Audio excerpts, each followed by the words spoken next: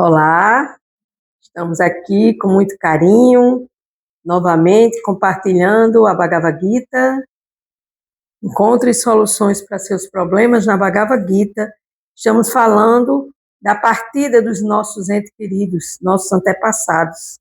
E hoje vamos ao capítulo 2, verso 20, que é o resumo do conteúdo da Gita. Estamos falando sobre quando os nossos antepassados se vão, o que acontece, como é que nós ficamos, qual é o nosso objetivo com relação a essa visão da partida deles para o mundo espiritual, do mundo material, porque existe um mundo espiritual dos planetas espirituais celestiais e existe um mundo espiritual dos planetas materiais. Então, quando a gente sai daqui deste mundo e a gente vai habitar o mundo espiritual dos planetas materiais ou dos planetas espirituais, qual é a diferença? Na casa de Deus há muitas moradas, existe o plano superior, intermediário e inferior, e dentro desse plano superior existem os planos que são os planos celestiais e existem os planos espirituais que ainda estão ligados à matéria. Por exemplo, nossos antepassados, quando eles saem do corpo, se eles saem com um desejo de se assenhorar da matéria, que eles saem, por exemplo, pensando nas coisas materiais, apegado às coisas materiais, com certeza a consciência deles vai acoplar no próximo corpo, que é um corpo que vai vir habitar novamente o plano material, o planeta Terra. E isso é bem explicado dentro da Bhagavad Gita, quando a Suprema Personalidade diz: aquele que, quando está no seu momento último de sair do corpo, pensa em mim, com certeza vai habitar os planetas, o planeta onde eu estou localizado. E se a pessoa sai do corpo, se a alma sai do corpo pensando em coisas materiais, apegada às coisas materiais, com certeza não vai habitar os planetas celestiais. Por quê? Porque saiu apegado ou apegada às coisas materiais. E isso é definido dentro da lei do espírito precede a matéria. Por quê? Porque a nossa consciência, por isso que é falado que a gente deve cantar o mantra Hare Krishna durante toda a nossa vida, para que a gente vá condicionando a nossa consciência a pensar em Krishna, a cantar os santos nomes de Deus, para no momento da morte a gente pensar em Krishna, pensar em Deus, e quando sair desse corpo a gente se ligar a Krishna, a Deus, porque se a gente pensa nos antepassados, a gente vai ter com os antepassados, se a gente pensa nos espíritos, nos fantasmas, a gente vai ter com os fantasmas, se a gente pensa no que pensa, a gente vai habitar um corpo, onde dentro desse corpo a nossa consciência vai estar acoplada a nosso último pensamento. Quem diz isso? O próprio Supremo na Bhagavad Gita. Nos versos subsequentes que ele fala sobre essa questão da alma quando sai do corpo, ela deve habitar os planetas celestiais, ela deve se ver livre desses planetas materiais. Então, hoje vamos dando continuidade aqui, morte dos nossos entes queridos ou partida dos nossos entes queridos, nossos familiares de forma mais carinhosa. Capítulo 2, verso 20. Magyana Timiranda Siya, Gyana Junasla Shakshu Militayena Tasmai Shigruvena Maha. Embora eu tenha nascido na mais escura região da ignorância, esse mundo material, o meu mestre espiritual abriu meus olhos com a luz da tocha do conhecimento transcendental. A tal mestre espiritual, eu presto minhas humildes e respeitosas reverências ao meu orientador, ao meu tudo, a Krishna, que é o amigo, que é o orientador, que é o professor, que é tudo. Deus é tudo nas nossas vidas. Se você não sente que Deus é tudo na sua vida, trate de trabalhar isso na sua vida para que você sinta Deus sendo tudo da sua vida e lhe orientando, principalmente aqui na Bhagavad Gita. E a Srila Prabhupada, que é nosso mestre espiritual do sistema Parampara, o sistema de sucessão discipular autorizada. Capítulo 2, verso 20, partida dos nossos queridos familiares, pais, mães, etc., amigos, né? perdemos sempre pessoas, nós também estamos na fila para ir embora deste planeta. Verso 20. Para a alma, em tempo algum, existe nascimento e morte. Então, gente, isso é muito importante. Vou repetir. Para a alma, que somos nós, mesmo que você não se sinta uma alma, trate de se sentir como alma, porque você não é este corpo. Então, para nós, almas, em tempo algum existe nascimento ou morte. Então, só nesse ponto aqui, a gente já vai desapegar e saber que não existe nascimento nem morte.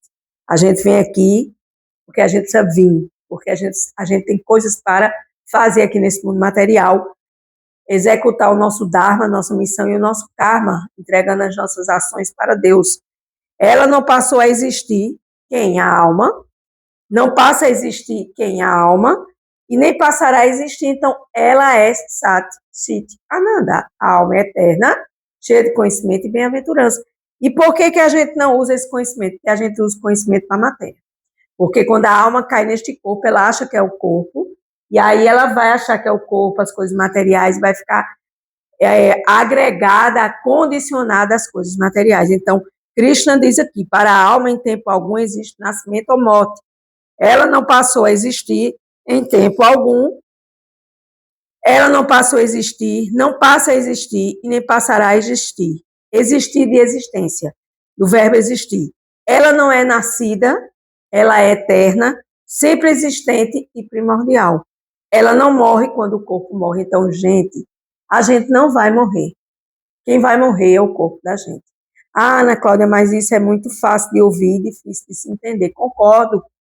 Mas se a gente está ouvindo aqui a ciência sagrada Bhagavad Gita, a gente está ouvindo aqui esse verso, a gente está ouvindo aqui o Supremo Krishna falando isso, orientando para nós que nós temos que entender que nós somos eternos, e se a gente não entende isso, precisamos entender, e que a gente não morre.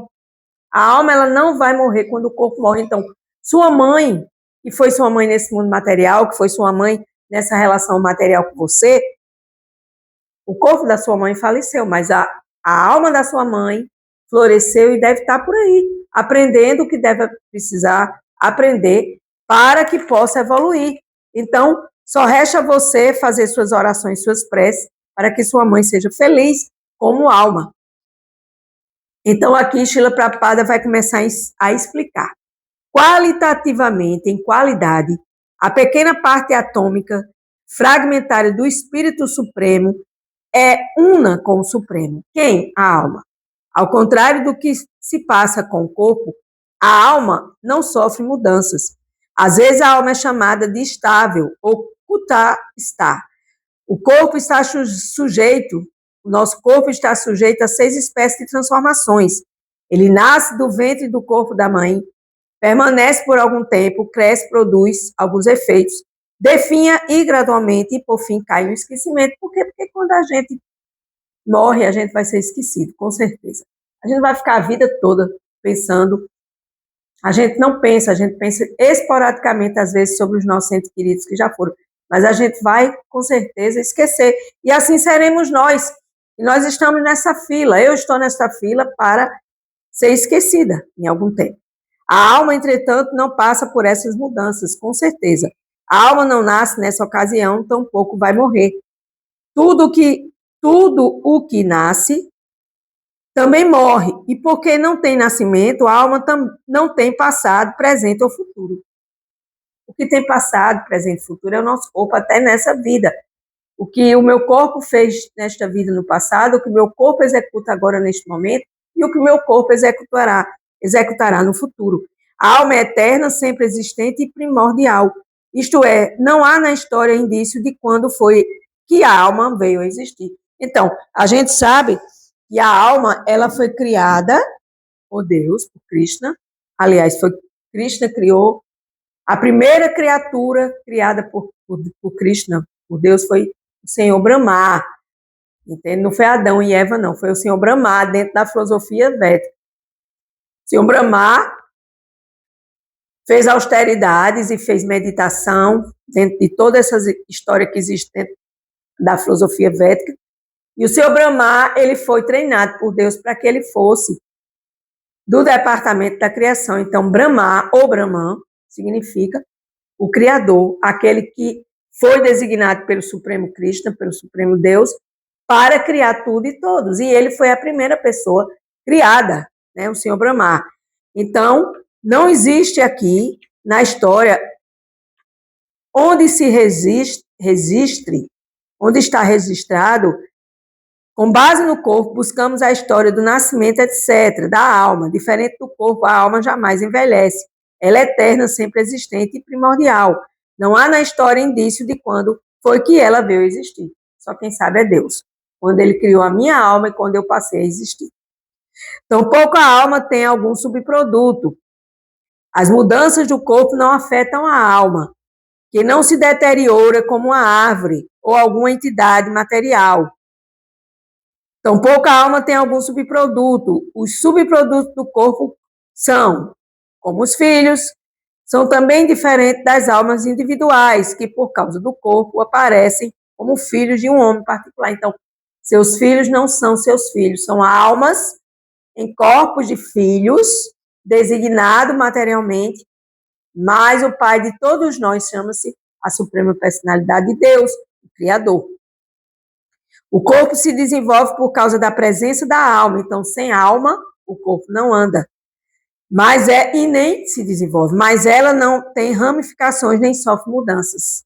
Portanto, ela está livre das 6 mudanças corpóreas. A alma é cheia de conhecimento ou sempre repleta de consciência. Então, gente, quando a gente lê um verso desse, maravilhoso, por sinal, quando a gente lê uma explicação dessa de Srila Prabhupada, fantástica, a gente tem que ouvir e praticar. Não adianta você só estar ouvindo e esquecendo, como você vai ser esquecido um dia quando você sair desse corpo material, sair desse planeta. Tudo aqui é temporário, eu, você e todos. Então, você tem que entender que você é uma alma e que a alma ela jamais vai morrer. Então, quando você escuta algo desse, quando você ouve, escutar entra pelo ouvido e sai pelo outro. Agora, você ouvir com sua alma, você vai aprender. Você não precisa ter medo da morte. Você não precisa temer a morte. Como diz meu mestre espiritual, uma morridinha de vez em quando não faz mal a ninguém. Ele sempre brinca nas aulas dele e diz isso, uma morridinha de vez em quando não faz mal a ninguém. Então, a alma é cheia de conhecimento. Por quê? Porque Deus também é cheio de conhecimento.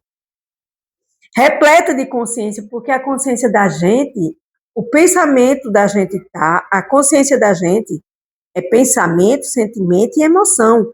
Então, a minha consciência está onde eu estou pensando, onde eu estou agindo, onde eu estou buscando evolução. Logo, consciência é o sintoma da alma. Então, a alma, ela é Satchitananda, eterna, cheia de conhecimento e bem-aventurança. Mesmo que alguém não encontre a alma dentro do coração, onde ela está situada, ela pode se dar conta da presença da alma pela simples existência da consciência. Por isso que a gente tem peso na consciência. Às vezes, devido às nuvens, ou por alguma outra razão, não encontramos o sol no céu, mas sempre há alguma claridade, em virtude do que temos a convicção de que é dia. Logo que há uma resta de luz no céu de manhã cedo, podemos compreender que o sol está lá. Igualmente, similarmente, como há alguma consciência em todos os corpos, seja homem ou animal, podemos entender a presença da alma no homem, no animal. Por isso que a gente não deve comer animalzinho, porque ali dentro tem uma consciência que está sendo desenvolvida. Tem um corpo de um animal, de uma vaca, de um cachorro, de um gato, de um caranguejo, de um peixe, mas a gente não quer saber disso, né? A gente quer saber de desfrutar e de prazer sensorial de sentir, né? No dia que a gente parar e disser assim, não, eu estou escutando isso da Bhagavad Gita, eu estou escutando isso do Supremo e eu quero dar um baixa nessa minha ignorância, eu quero mudar a minha vida, porque eu sei que se eu mudar a minha vida, as coisas vão mudar para melhor. Então, com essa consciência, a gente pode mudar a nossa vida, a gente pode se desenvolver, a gente pode buscar esse conhecimento de nós mesmos, eterno.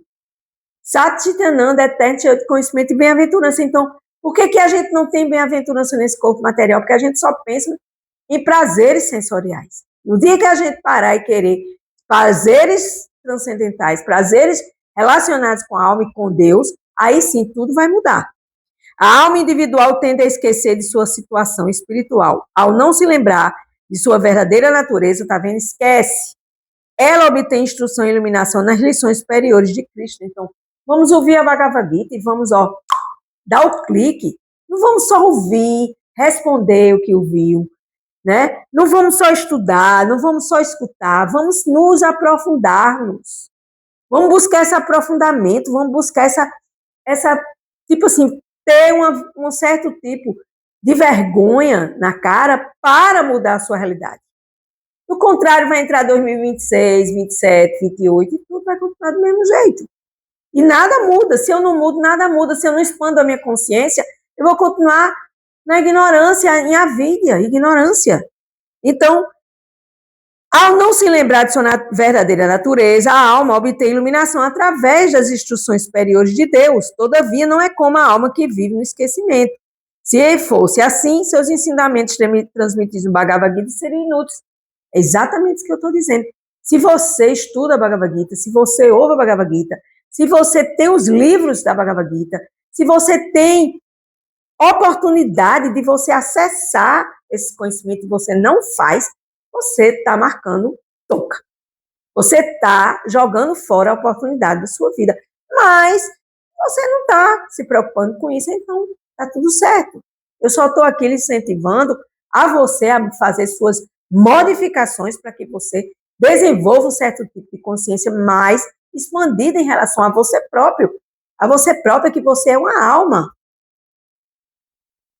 Há duas espécies de alma, aquela sobre a forma de partícula diminuta, Anu-Atma, e a super-alma, Vibhu-Atma, então a pequena alma que sou eu, e a grande alma que é Deus, que está acoplada em mim, no meu coração, observando e testemunhando. Então, a Katha Upanishad também confirma isso da seguinte maneira: tanto a super-alma, a grande alma Paramatma, Deus, quanto a alma atômica, Jivatma, situada na mesma árvore do corpo, estão dentro do coração da entidade viva. E apenas alguém que tenha se livrado de todos os desejos mundanos e lamentações da matéria pode, pela graça do Supremo, compreender as glórias da alma. Está dizendo aqui, se alguém não se livra dos desejos materiais e das lamentações, jamais vai poder compreender tudo que está sendo lido aqui. Krishna, Deus, também é a fonte da super-alma, como se verá nos próximos capítulos seguintes, e Arjuna é a alma atômica menor, que se esqueceu de sua verdadeira natureza, como a gente também se esquece. E por a gente se esquecer, a gente passa o que passa neste corpo, em outros corpos passados. Por quê? Porque a gente se esqueceu de Deus, a gente cai aqui neste mundo material, e a gente se esqueceu de Deus. E aí a gente não tenta se lembrar, a gente não tenta se aproximar, a gente não tenta querer saber como é que vai ser sua evolução. Meu querido e caro amigo ou amiga que me escuta agora. Pergunta a você, se eu não me esforço para mudar, como é que eu vou evoluir? Eu vou continuar do mesmo jeito. Você vai ficar esperando se aposentar para se elevar, para pegar o seu tempo e empregar em quê? Porque quando a gente se aposenta, aí é que a gente tem que trabalhar para Deus, porque a gente já está aposentado da parte material. Então, sobra muito tempo para você trabalhar para Deus. Portanto, é preciso ser iluminado por Deus ou pelo nosso mestre espiritual, para que a gente possa reviver esse verso. Para a alma, em tempo algum, existe nascimento ou morte. Ela não passou a existir, não passa a existir, nem passará a existir. Ela não é nascida, ela é eterna, sempre existente e primordial. Por quê? Porque a gente não sabe quando a alma da gente foi criada por Deus. Ela não morre quando o corpo morre. Então, ao saber disso, a gente fica alegre, feliz, contente, satisfeito, porque a gente não vai morrer jamais. Agora, se você é apegado ao seu corpo, aí já é outra história. Aí você vai sofrer muito.